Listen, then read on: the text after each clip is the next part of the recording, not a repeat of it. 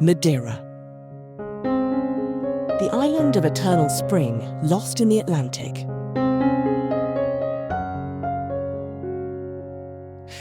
But while the southern coast greets you with sunny terraces and calm seas, the north is a completely different story.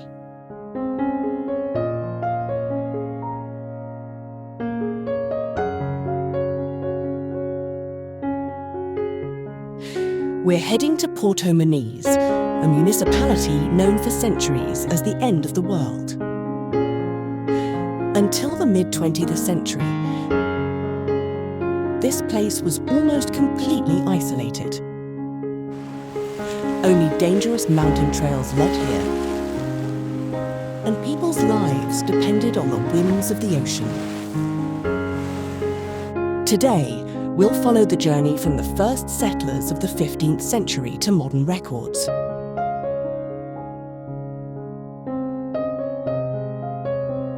We'll look into the eyes of sharks in a fortress aquarium, descend on Europe's steepest cable car.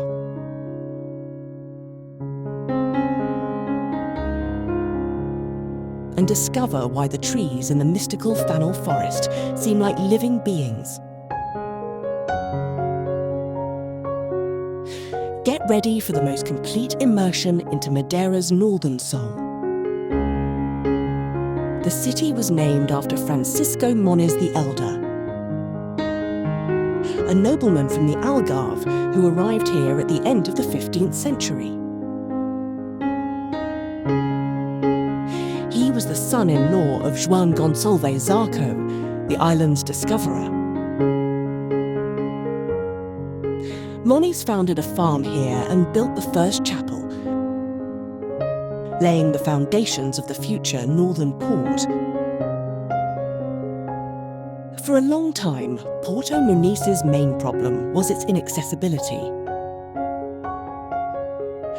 Only after World War II was a road built connecting it with São Vicente.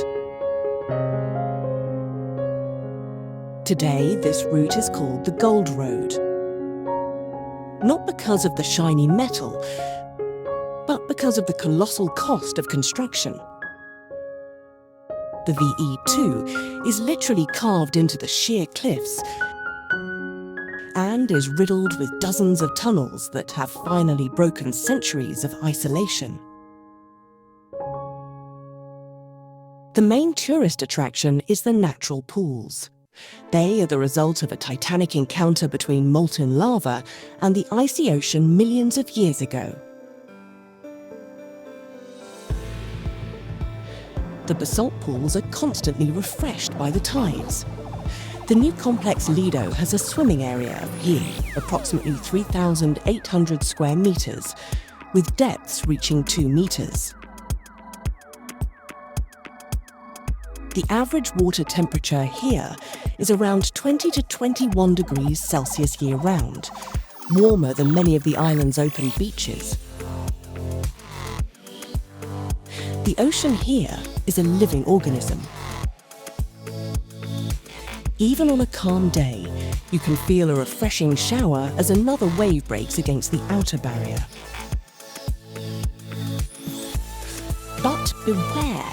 If the storm is too strong, the complex is closed for safety. In the 18th century, Porto Moniz became a pirate haven.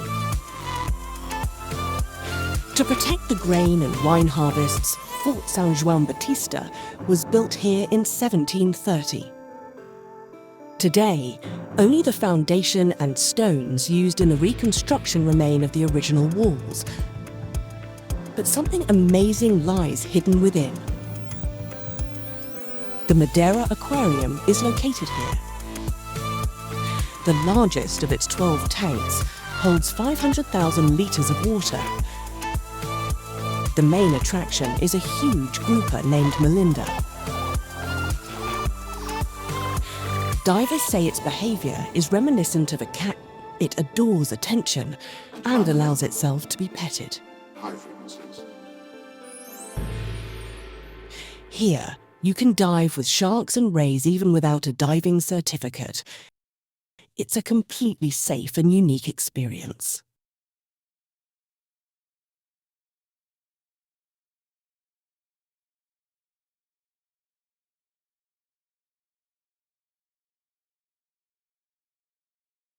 Moving east, we arrive in Ribeira da Janela. The longest river inland flows here.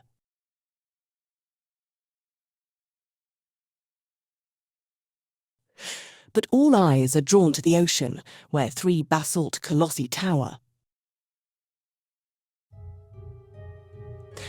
The tallest, Ilhéu Alto, soars 40 meters into the air, the height of a 13-story building. The window that gave the village its name is located in the cliff. To see it, угадайте, что сейчас будет.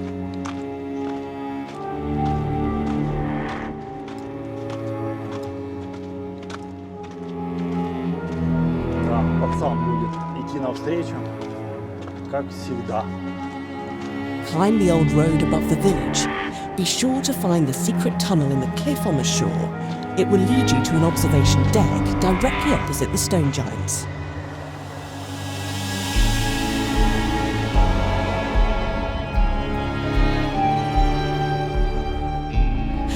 At dawn, you can see thousands of swallows performing a veritable aerial ballet around the cliffs.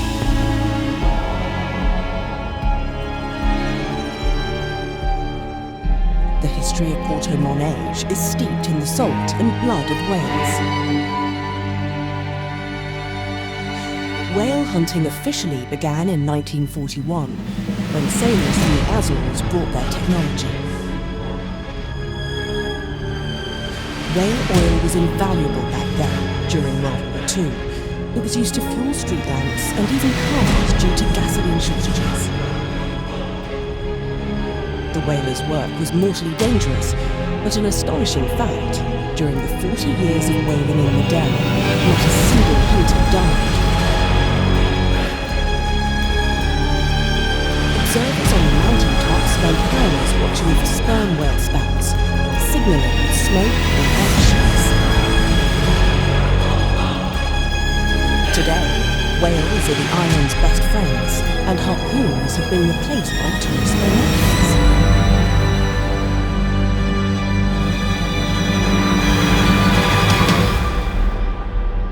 We climb the Paul da Serra Plateau into the Fanal relic forest.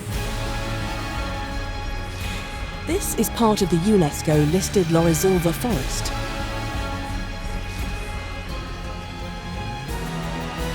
The till trees you see here are living monuments. Many of them are over 600 years old, growing here even before the Portuguese mapped the island. Fanal is known as the ghost forest. When a dense fog descends here, which happens almost every day, the twisted branches transform into mythical creatures. Today, this spot is an absolute favourite for photographers from all over the world.